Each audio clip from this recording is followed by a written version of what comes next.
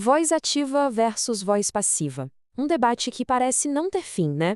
Especialmente quando o assunto é escrita científica e escrita formal. Muita gente acha que existe uma regra de ouro, quase um mandamento sagrado sobre isso. A ideia que a gente costuma ouvir é a seguinte: para garantir que um texto seja objetivo, neutro, ele tem que ser impessoal. E o que isso quer dizer na prática? Geralmente significa tirar pronomes como eu ou nós e dar preferência para a voz passiva. Foi assim que muita gente aprendeu. Só que, e se essa regra que todo mundo fala não for a única verdade? E se, em alguns casos, ela até é mais atrapalhar do que ajudar? É exatamente isso que a gente vai investigar hoje. Para isso, a gente vai olhar essa questão por todos os lados. Primeiro, vamos quebrar um pouco o mito da voz científica. Depois, vamos ouvir os argumentos de quem defende a voz ativa com unhas e dentes. Em seguida, entender por que a voz passiva ainda é tão usada. E, por fim, a gente vai tentar achar o equilíbrio perfeito. Ok, vamos mergulhar de cabeça nisso. E para começar do começo, a pergunta fundamental é: qual é, afinal, a diferença entre essas duas vozes? Olha, é bem mais simples do que parece. Na voz ativa, o sujeito é quem faz a ação. Paul ligou para John. Simples, direto. Paul agiu. Já na voz passiva, o sujeito é quem recebe a ação. John foi chamado por Paul. O foco mudou totalmente, agora está no John. E detalhe, nesse segundo caso, a gente poderia até tirar o por Paul e a frase continuaria fazendo sentido, focando só no que aconteceu com o John. Certo. Agora, vamos para o primeiro round desse debate. Por que tantos especialistas hoje em dia defendem tanto o uso da voz ativa? E para a gente começar forte, uma pequena provocação. O que uma gigante como a revista Nature recomenda oficialmente para os autores? Será que eles seguem a tradição e pedem a voz passiva? Ou será que vão na contramão? Pense aí um pouquinho. E a resposta pode surpreender. Sim, a Nature não só permite, como incentiva o uso da voz ativa. E o motivo para isso é bem claro. As diretrizes deles são bem diretas ao ponto. A palavra-chave aqui é claramente. A experiência da revista ao longo dos anos mostrou que a comunicação direta, do tipo nós realizamos o experimento, simplesmente funciona melhor. A mensagem chega mais limpa para quem está lendo. Isso vale até para os títulos, que são a porta de entrada de um artigo. Olha só esse exemplo real. A versão ativa é curta e grossa, para sua manchete. Já a versão passiva é mais longa, dá uma volta maior. Qual das duas chama mais atenção? Então, resumindo a ópera, o argumento é este. A voz ativa geralmente traz clareza e concisão.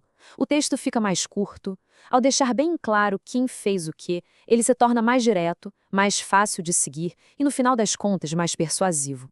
E se alguém ainda duvida do poder disso, se liga na frase de abertura de um dos artigos mais importantes da história da ciência, o artigo que rendeu um Nobel pela descoberta da estrutura do DNA.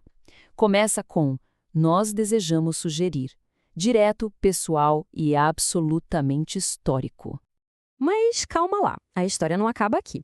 Se a voz ativa é essa maravilha toda, por que a voz passiva continua tão presente e muitas vezes é até uma exigência? Vamos olhar agora o outro lado da moeda. Muitos guias de escrita científica, principalmente os mais tradicionais, defendem exatamente o oposto da Nature.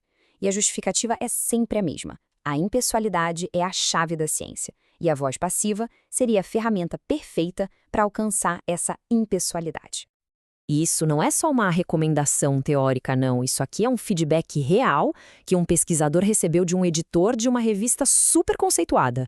Nunca use a primeira pessoa. Não é um conselho, é uma ordem. Mas a defesa da voz passiva vai além da impessoalidade. Ela pode ser uma ferramenta de estilo muito inteligente. Pensa, por exemplo, num parágrafo onde o tópico principal se repete em várias frases. Se você usa a voz passiva, consegue manter esse mesmo tópico sempre no comecinho da frase. Isso cria um fluxo de leitura muito mais suave, muito mais coeso, em vez de ficar pulando de um sujeito para o outro. Então, fica claro que a voz passiva tem o seu lugar. A força dela aparece quando a gente quer focar na ação e não em quem a praticou. Seja porque o agente é desconhecido, ou porque ele não é importante, ou, como a gente acabou de ver, para deixar o texto mais coeso. Bom, então, o que a gente faz com tudo isso? É uma regra contra outra? Não exatamente. A chave, como quase tudo na vida, está no equilíbrio. E, principalmente, na intenção. A abordagem mais inteligente, então, é ser estratégico. Quem escreve bem sabe misturar as vozes dentro do mesmo texto. Por exemplo, usar a voz ativa na introdução para dizer nós hipotetizamos, depois mudar para passiva na seção de métodos, onde o processo é o que importa, e aí voltar para ativa na discussão para dizer nós especulamos ou nós recomendamos. E isso não vale só para artigos científicos. Dá uma olhada nesse exemplo de um pesquisador que reescreveu a descrição do próprio currículo. A primeira versão, passiva, é longa, meio genérica. A segunda, na voz ativa, é mais curta, mais direta e, sinceramente, mais humana. Ela diz, eu faço isso. E o resultado numérico dessa pequena mudança? Uma redução de quase 30% no número de palavras. Isso mostra como a voz ativa pode trazer não só clareza, mas também uma enorme concisão. Menos é, de fato, mais. Portanto, a conclusão aqui não é que uma voz é boa e a outra é ruim. A verdadeira habilidade é saber qual ferramenta usar para cada trabalho. A escolha depende do que se quer enfatizar, do que se quer colocar em primeiro plano e de como a mensagem vai chegar mais clara do outro lado. E é fundamental lembrar disso aqui.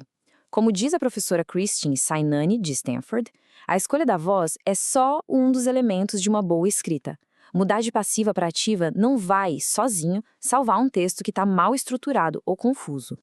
E tudo isso nos deixa com uma última reflexão. Se o objetivo final de qualquer texto é a comunicação, é a clareza, será que faz sentido seguir qualquer regra de forma cega, sem questionar? É uma boa pergunta para se ter em mente da próxima vez que uma página em branco aparecer na frente. Obrigada pela companhia nesta análise.